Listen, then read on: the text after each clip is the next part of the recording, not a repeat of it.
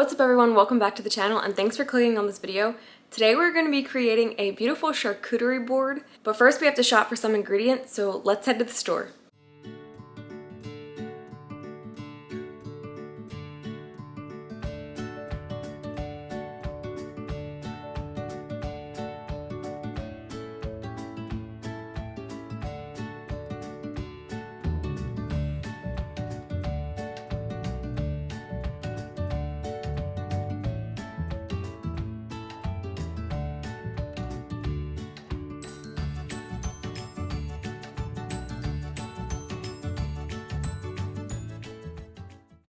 I'm going to be starting off with all of the cheeses. The first cheese that I chose to start with is the Brie. I'm using a cheese knife to cut the Brie. It's a lot easier since it has the holes. It helps it not to stick to the knife. I'm going to be cutting it into 16 slices. So first I sliced it in half. I turned it and I sliced it in half again, and I'm going to continue doing that until I get to 16 slices. Even though I was using a cheese knife with the holes in it, it's still sticking a little bit, so instead of slicing all the way down in one shot, I had to pick it back up and put it back down to slice the rest of the way.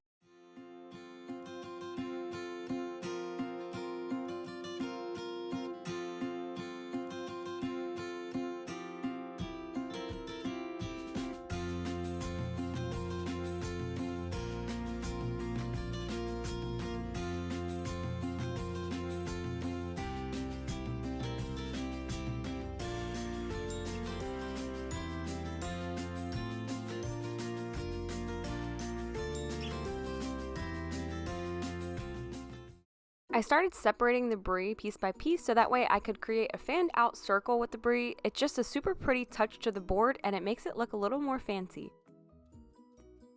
It took me a little bit of time to get it to look exactly the way I wanted to, but you just have to keep playing with it and switch out some of the cheese wedges if you have to.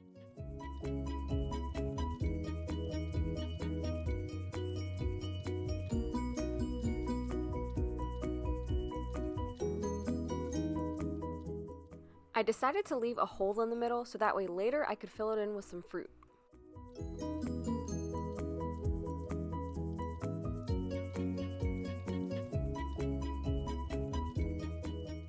The next cheese that I'm going to be going in with is a merlot Asiago cheese. It is super yummy and is really easy to cut. The wedge shape of this cheese worked out perfectly. It was quick and easy and simple to get triangles.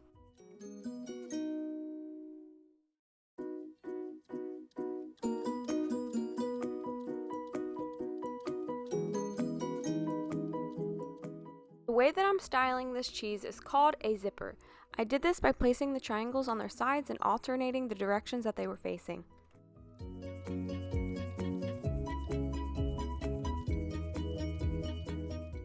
The next cheese that I'm going in with is Manchego. I'm going to be cutting it the same way that I cut the Asiago cheese into the triangles.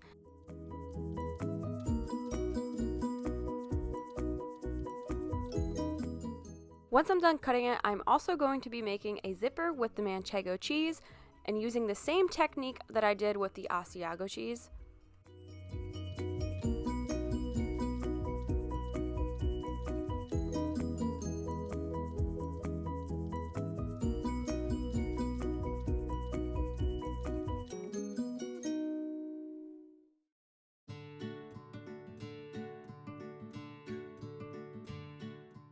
Since I placed the cheese together on my cutting board, I'm just using my knife and bringing it right underneath of it to help me bring it over to the charcuterie board.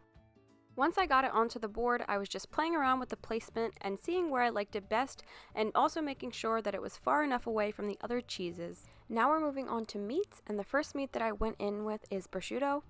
I started off by folding it in half, and then I'm going to be folding it back and forth, alternating sides.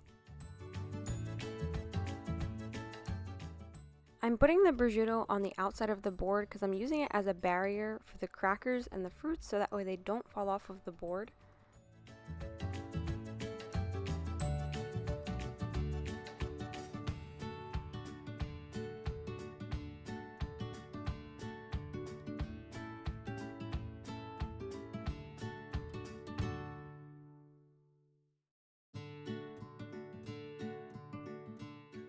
Next, I'm going to be going in with some salami, and I'm going to be making a salami rose. I started off by layering 4 pieces of salami on top of one another, folding it in half, and then I'm rolling it up to get the center piece of the rose.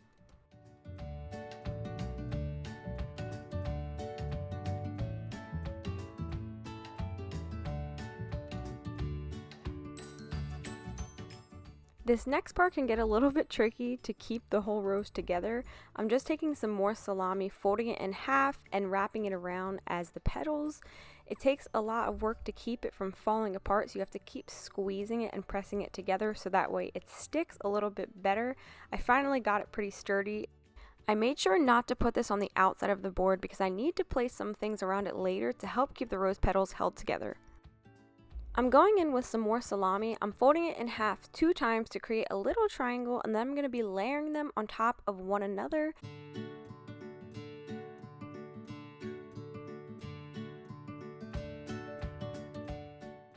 I decided to wrap the salami river around the wheel of Brie. It wrapped around perfectly.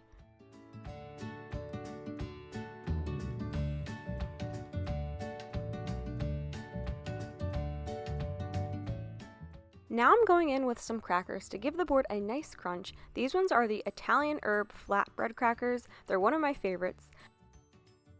I'm placing them right along the inside of the prosciutto wall that I built so that way they stay nice and snug and they don't slide around.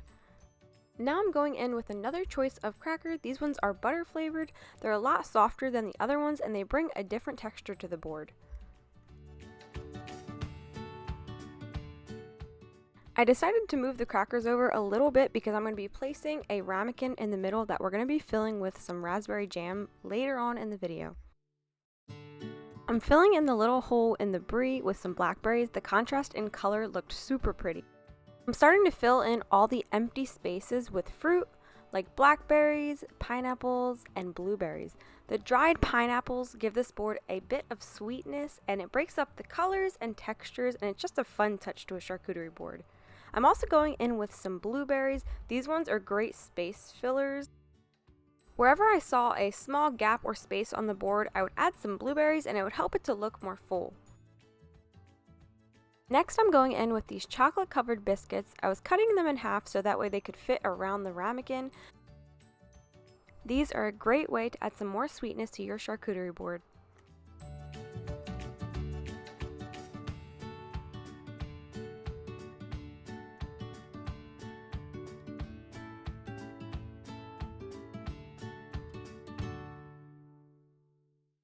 Next, I'm going in with some dark chocolate. This is flavored with orange and has almond slivers in it. This is one of my absolute favorite chocolates and it's super delicious. I decided to cut the squares of chocolate in half to make it easier to fit on the board. You have to be super careful when cutting it. I definitely went through my fair share of chocolate before I got enough perfect triangles because it breaks super easy when you're cutting it. I'm going around the board with some more fruit to fill in any more spaces or gaps that I see. I really love adding green grapes to my charcuterie boards because the color just looks super pretty next to all of the other colors on the board. It complements them very well, and they also bring some sweetness and tartness. I'm going around with the fruits, adding some more until it looks full enough.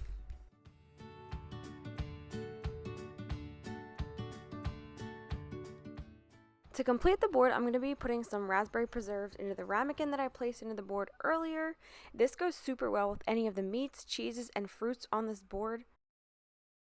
Here's the final result of the charcuterie board. I had a lot of fun making it and I'm really happy with how it turned out. Be sure to leave a comment of what kind of charcuterie boards you want to see me create next.